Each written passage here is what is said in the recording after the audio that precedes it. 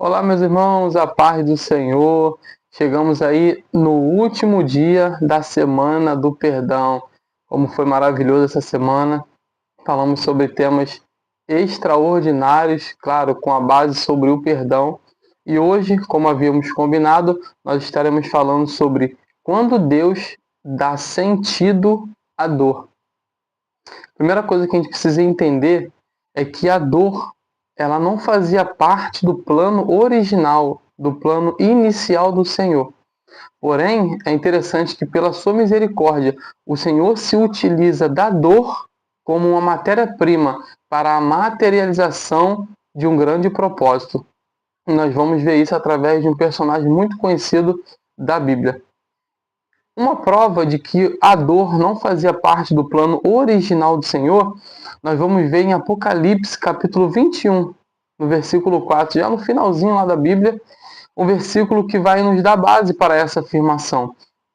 E o texto diz: "E ele", se referindo ao Senhor, quando se findar todo o cumprimento do que Apocalipse diz, já no estado eterno, olha o que Apocalipse diz: "E ele, o Senhor, enxugará dos seus olhos toda lágrima.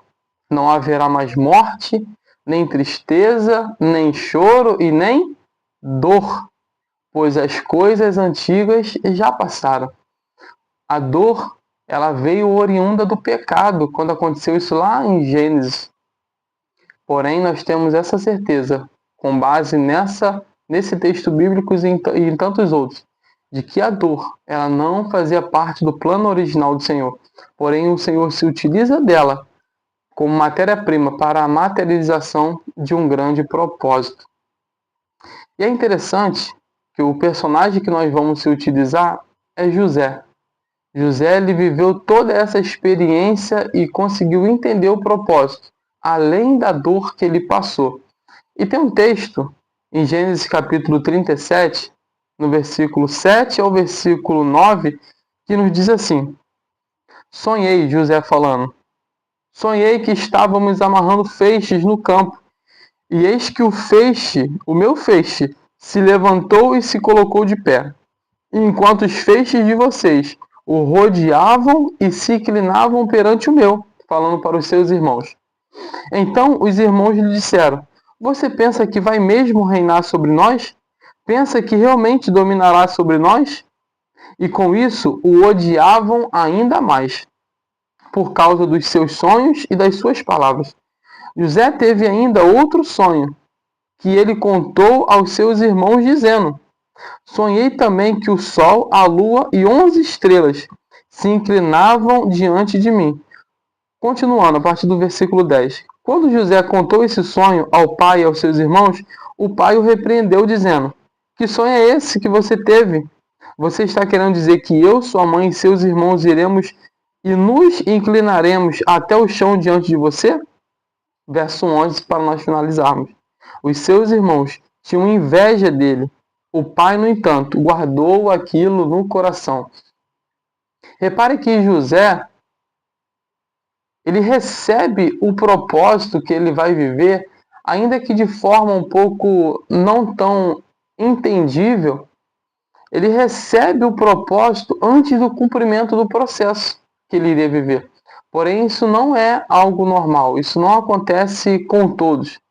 Muitas vezes nós entramos no processo e vamos entender o propósito no meio do processo, ou às vezes só vamos entender o processo, o propósito final, após nós passarmos por todo o processo. Porém, José, ele vai viver, ele vai receber, através desse sonho, o cumprimento do propósito que o Senhor teria com ele lá na frente.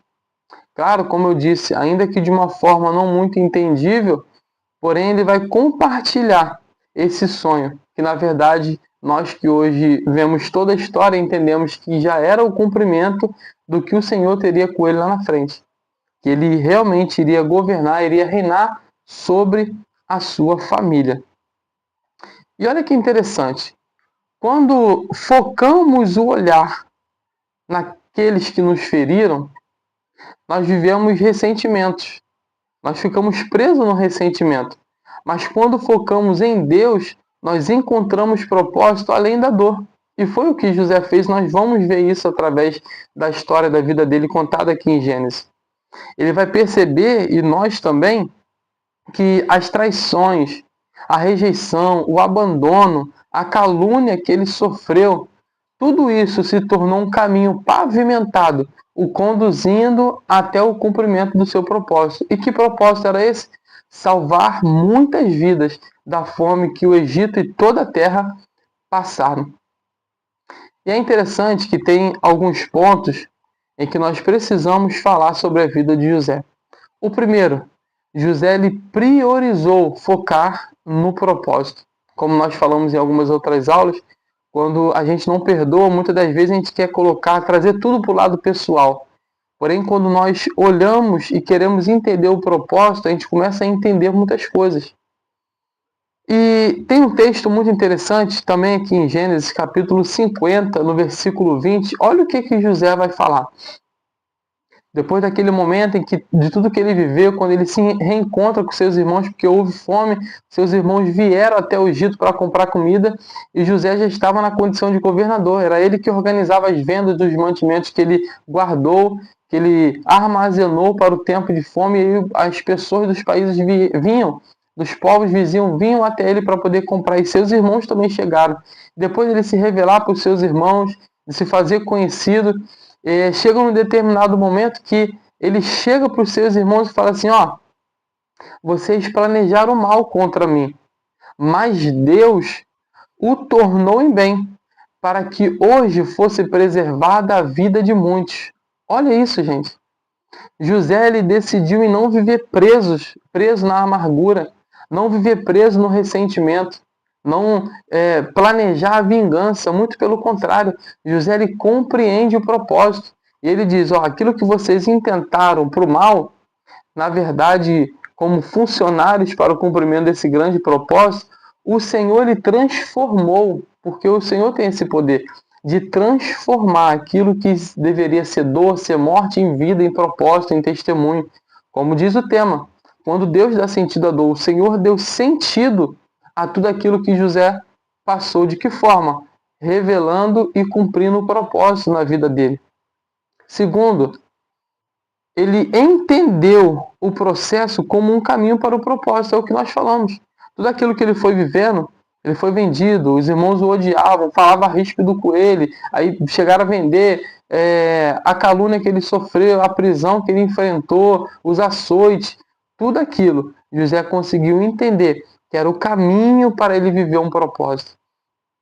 E muitas das vezes nós vivemos isso, nós passamos por momentos, por dificuldades, para que aquilo que a gente viveu, o Senhor transforme aquela dor em propósito, para que outras vidas possam ser alcançadas, para que outras vidas possam ser curadas, possam ser libertas, possam ser preservadas. O próximo, ele não levou para o pessoal. Em nenhum momento José levou para o pessoal. Porque quando a gente fica focando no ofensor, a gente permanece preso. Mas quando nós focamos no propósito, a nossa visão ela abre, a nossa visão ela muda. A gente vê o alinhamento das coisas acontecendo de forma a nos conduzir àquilo ao qual o Senhor tem preparado para nós. Olharmos para o Senhor, redirecionarmos a nossa visão, que é o segredo, que foi o que José fez.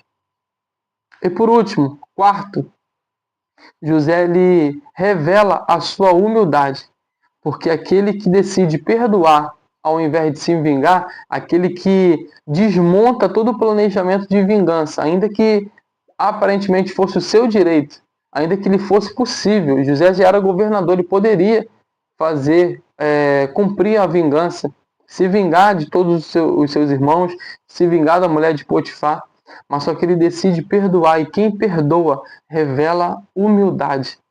Olha o que José diz acerca desse ponto sobre perdoar e não perdoar.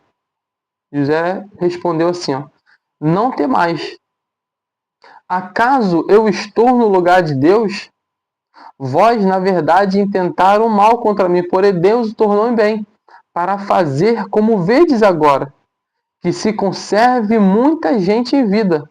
Não temais, pois eu vos sustentarei, a vós e aos vossos filhos. Assim os consolou e lhes falou ao coração. Meu Deus do céu! Gente, que ensinamento que José nos passa. José ele passou tudo aquilo com os seus irmãos. Aquilo que seus irmãos lhe fizeram. Porém, no final, ao entender o propósito, ele fala, gente, você intentou mal contra mim. Mas fique tranquilo, o Senhor transformou isso em bem. Era um propósito, Deus tinha propósito nisso. Agora fiquem tranquilos. Eu sei que está uma fome instalada. Eu não vou me vingar de vocês e falar para vocês irem viver a vida de vocês. E no caso ia ser muito difícil porque sem comida, sem alimentação, a fome estava assolando todo mundo. Mas ele falou, ó, vem todos vocês para cá, juntamente com as suas famílias, que eu vou sustentar você. Aí você se lembra do sonho? Dos feixes se inclinando perante o feixe dele? O sol, a lua e as estrelas se inclinando sobre ele? Era Deus cumprindo o propósito. E José entendeu isso e traz todos eles para os sustentar e os abençoar, para os guardar, para abençoar, para os proteger no tempo da crise. E qual seria o nosso comportamento com aquele que nos ofendeu e quando a gente realmente entende qual era o propósito que Deus tinha sobre isso? Será que ainda assim a gente se vinga ou a gente chama para perto e fala, ó, fique tranquilo, tudo aquilo era propósito. E hoje o Senhor me usará para poder abençoar outras vidas que viverem ou estão vivendo a mesma situação. Saiba disso. Deus, ele tem o poder de utilizar o propósito como remédio para cicatrizar a dor de outro, a dor de uma outra pessoa que esteja vivendo algo parecido ou até algo diferente. Mas o Senhor se utiliza disso. E quando Ele permite que aquela ferida se torne uma cicatriz, e ela permanece, aquela cicatriz permanece, não é para que aquilo seja uma lembrança, para que aquilo seja uma lembrança da dor, não, mas para que aquilo seja a lembrança da vitória que o Senhor deu nas suas emoções, da cura que o Senhor realizou nas suas emoções. Deus é o único que pode transformar cicatrizes em um grande testemunho. Deus é o único que pode fazer isso. Ele não desperdiça de maneira nenhuma as nossas lágrimas, mas Ele tem o poder de transformar as nossas lágrimas em remédio para curar outras pessoas, transformar a nossa dor em remédio para curar outras vidas. É interessante que Paulo, escrevendo a segunda carta aos Coríntios, capítulo 1, versículo 3 e 4, ele diz que Deus é o Pai das misericórdias e o Deus de toda consolação, que nos conforta em nossas aflições para podermos consolar outras pessoas. É o que José fez. Depois ele fala, venham todos vocês com as suas famílias para cá para o Egito, que eu vou cuidar de vocês. E o versículo termina dizendo, assim os consolou e lhes falou ao coração. José estava apaziguando os sentimentos deles, dos seus irmãos, porque eles estavam com medo, achando que José, depois que o pai morresse, iria se vingar deles. Só que José os consola e fala, fique tranquilo, não haverá vingança. Somente houve liberação de perdão. E aí eu quero te fazer uma pergunta. Você já parou para pensar se Deus está se utilizando da sua maior dor, do seu maior deserto, da sua maior dificuldade que você viveu ou esteja vivendo para gerar um grande testemunho através da sua vida? Vou repetir. Você já parou para pensar que Deus pode estar se utilizando da sua maior dor, do seu maior deserto, ou irá se utilizar após você passar para gerar um grande testemunho? Testemunho esse que vai alcançar outras vidas, que vai abençoar, que vai curar, que vai transformar, libertar, que vai trazer luz à vida de outras pessoas? Que você possa pensar nisso. Romanos capítulo 8, versículo 28 diz, sabemos que Deus age em todas as coisas para o bem daqueles que o amam. Saiba disso, que todas as coisas cooperam para o bem daqueles que o amam. Mas você pode se perguntar, mas Tiago, eu não consigo ver como que isso pode colaborar para mim, que amo o Senhor, que siga o Senhor. Eu não consigo ver. Às vezes colabora sendo um ensinamento, de outras formas, se tornando em um propósito, se transformando em um testemunho para a vida de alguém. se revelando um propósito para que outras vidas sejam alcançadas. Mas em tudo que nos acontece, tudo que acontece na vida daquele que ama a Deus, contribui para o bem. Eu quero começar a finalizar com a conclusão de um texto que eu quero ler para você hoje, nesse último dia da Semana do Perdão, que diz assim: talvez você tenha sido abusado sexualmente, traído, abandonado, rejeitado, caluniado ou alguma outra situação. Saiba que Deus não aprovou o que fizeram com você. Pessoas fizeram escolhas erradas e isso trouxe sofrimento para a sua vida. Mas saiba de uma coisa: a última palavra não pertence à dor, não pertence ao trauma, não pertence à mágoa, não pertence a esse ressentimento. Quando entregamos nas mãos de Deus, o trauma pode dar lugar ao testemunho, às lágrimas em sorrisos de alegria, e a história que parecia o fim se torna o início de um lindo propósito. Nunca permita que a dor assuma o controle da sua vida. Permita que Deus a transforme em uma ponte para alcançar outras pessoas que ainda estão vivendo a dor que um dia você viveu. Meu irmão, que Deus possa abençoar a sua vida. Nesse momento eu gostaria de estar orando pela sua vida. Sim, você que está aí nos assistindo, eu quero orar. E as 3 causas dessa oração é: primeiro, para que haja cura emocional sobre a sua vida. Segundo, por decisões, para você que nos acompanhou durante essa jornada de uma semana, a Semana do Perdão, para que o Senhor possa ter falado ao seu coração e hoje você possa estar decidido a liberar o perdão, entendendo que o perdão não fala sobre o outro, fala sobre você. É benefício para você.